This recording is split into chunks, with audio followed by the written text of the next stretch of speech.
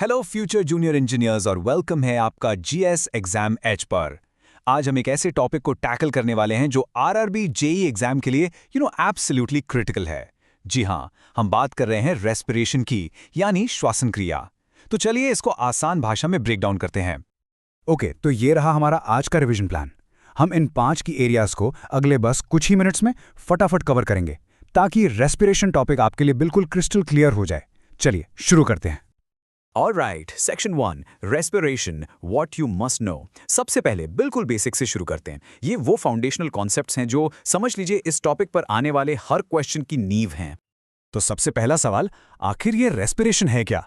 ये एक chemical process है जो आपके लिटरली हर एक सेल के अंदर हो रहा है। इसका सीधा सा काम है ग्लूकोज को तोड़ना और उससे एनर्जी रिलीज करना, एटीपी के फॉर्म में।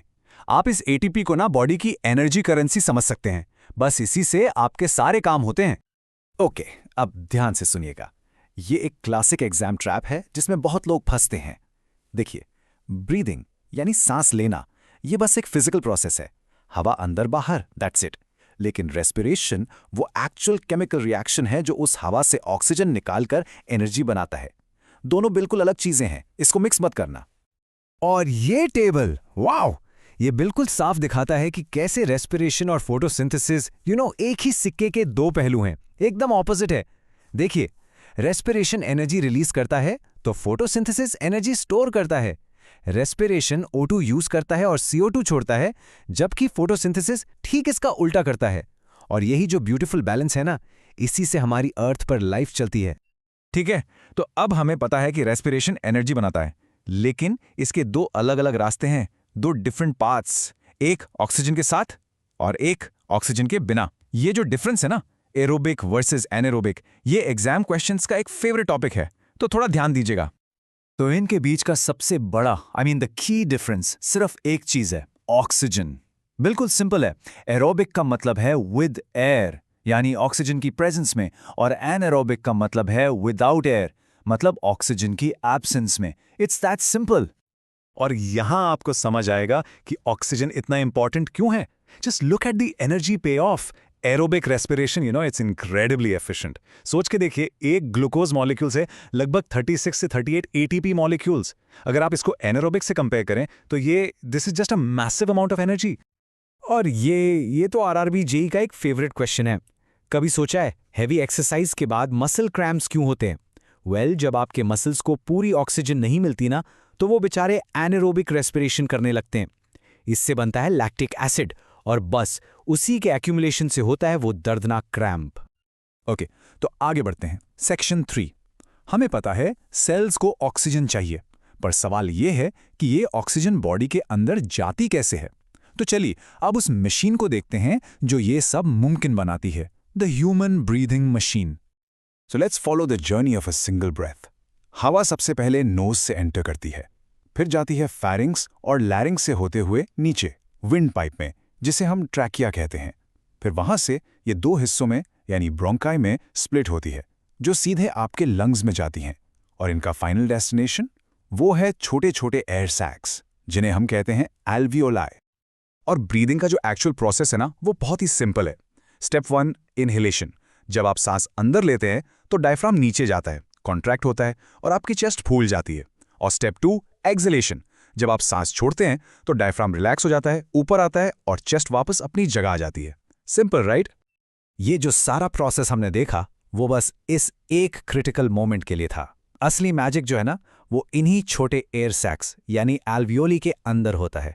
यही वो एग्जैक्ट स्पॉट है जहां ऑक्सीजन आपके ब्लड में एंटर करती है और जो वेस्ट कार्बन डाइऑक्साइड है वो ब्लड से बाहर निकलती है। इस जगह को बिल्कुल याद रखिएगा। ये समझ लीजिए ब्रीदिंग और रेस्पिरेशन के बीच का पुल है, द ब्रिज। ओके, तो अब तक ऑक्सीजन बॉडी के अंदर आ चुकी है। अब चलिए थोड़ा और डीप डाइव करते हैं और देखते हैं कि इंडिविजुअल सेल्स के अंदर at the cellular level actually होता क्या है। ये जो सेलुलर रेस्पिरेशन है ना, ये 3 मेन स्टेजेस में होता है। ध्यान से सुनिएगा। Step 1, glycolysis. ये होता है साइटोप्लाज्म में।